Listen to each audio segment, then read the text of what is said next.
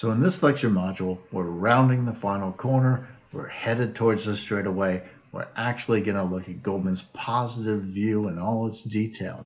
So we'll look at Goldman's reliablest alternative account of justification. We'll begin by his account of why it is that none of these base clauses he's considered so far look like plausible candidates in his mind. Where did we go wrong? He thinks he has an answer, not just an answer, but it's an answer that motivates his own positive view. So he'll give us his diagnosis. He'll use that to motivate his positive theory, at least in rough sketch. If you're going to have a reliable process theory of justification, then there are certain things that you would like to be able to characterize pretty precisely. You want to be able to specify what the processes are. You want to be able to tell me how reliable does the process have to be in order to result in justified beliefs, and you want to tell me what is it for a process to be reliable. So processes, levels, tendency.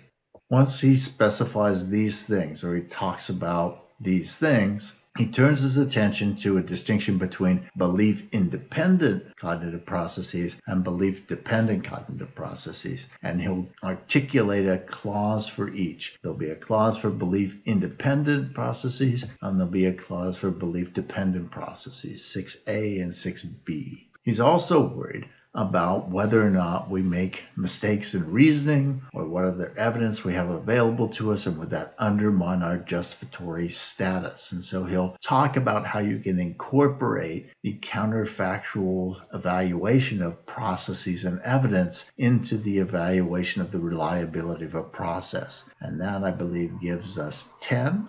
And finally, he'll finish by making this distinction between ex post and ex ante justification, and number 11 will be his clause for ex ante justification. So how is it, according to Alvin, that we have jumped the tracks, that we have gone awry in our search for justification? Well, he tells us on page 8 that each of the foregoing attempts confers the status of justified on a belief without restriction on why the belief is held, on what causally initiates the belief or causally sustains it. So it's that connection between the belief and its source that Alvin is focused on, that he thinks these other clauses don't really address. And in fact, he tells us that he's been following this pattern throughout the article. He gives us one of these base clauses, then he finds a case where the base clause's antecedent is satisfied, and then he tells a story about how even though the base clause's antecedent is satisfied, the belief-forming process is defective. He, in effect, gives us a Gettier kind of example for each of those base clauses. What's his positive proposal then? Well, his first cut goes as follows. The justificational status of a belief is a function of the reliability of the process or processes that cause it, where, as a first approximation, reliability consists in the tendency of a process to produce beliefs that are true rather than false. And he thinks that basic idea, that addresses the defect, the lack of insight that he thinks undermines the other proposals. And he adds to that, the interesting thing about this is we talk about justification coming in degrees in our ordinary lives. Some things are more justified than other things. Some beliefs are hardly justified. Some are pretty justified. Some are very justified. But none of these principles, he says, actually are capable of supporting those kinds of distinctions. And so he thinks it's an additional plus that his theory can naturally capture those distinctions in justification based on distinctions in the reliability of the belief-forming process. Of course, to do that, you have to actually be able to characterize a process in an appropriate way, to tell me how reliable a process has to be to give anyone justification, how differences in reliability result in differences in justification, and how you assess reliability of a process. And so these are the things that he wants to address next. And what he tells us essentially is that our ordinary common uses are too vague and non-specific to give us any really determinate fixed answers. We tend to differentiate processes towards the general end of the spectrum, characterizing them more generally.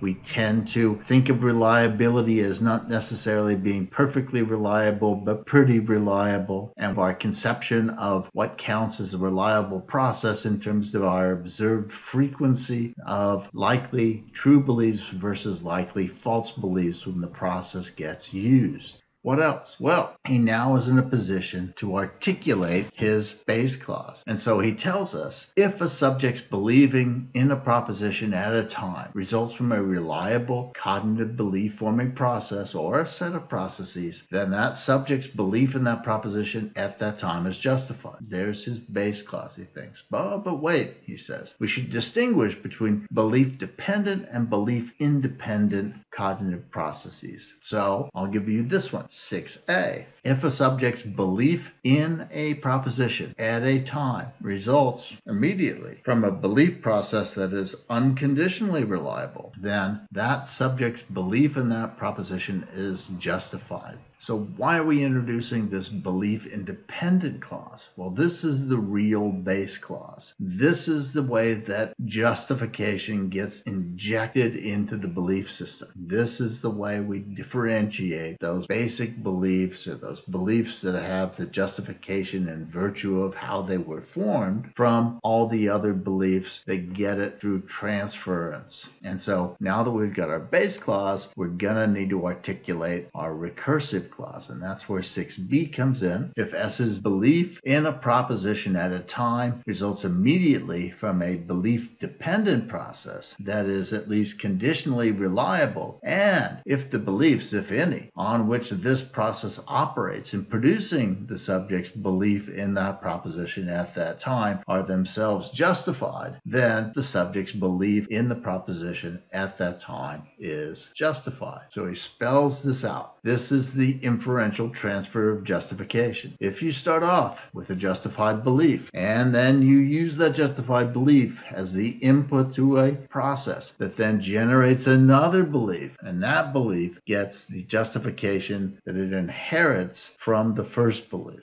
Now that we've got that, we can start tinkering around a little bit. We've got our base clause, we've got our recursive clause, but he's worried because he wants to make sure that his theory of justification is robust enough to handle some cases that it might not be so straightforward on. So he says, look, what I really want to do, I want to make sure that when I tell you this story about reliable belief-forming processes that either unconditionally or conditionally, belief-independent or belief-dependent, generate a belief. I want to make sure that you're not going to tell me another story where, oh, if you just use this other process, or if you'd seen this other evidence, all of which is available to you, then you wouldn't have formed that belief. So your theory isn't any good. And he says, oh, I can handle that. I can come up with a notion of what that is and build it into my reliable theory of justification. And here's what he does in 10. If S's belief in P at T results from a reliable cognitive process, and there's no reliable or conditionally reliable processes available to that subject, which had they been used by that subject, in addition to the process actually used, would have resulted in the subject's not believing in that proposition at that time, then the subject's belief in that proposition at that time is justified. So he thinks, I can handle all of those other cases, maybe like the Gettier cases, the stuff I didn't know, or the other cases where I had an alternative way of forming my belief, but I didn't use it. Had I done it, I would have gotten a better result. He thinks he can handle all of those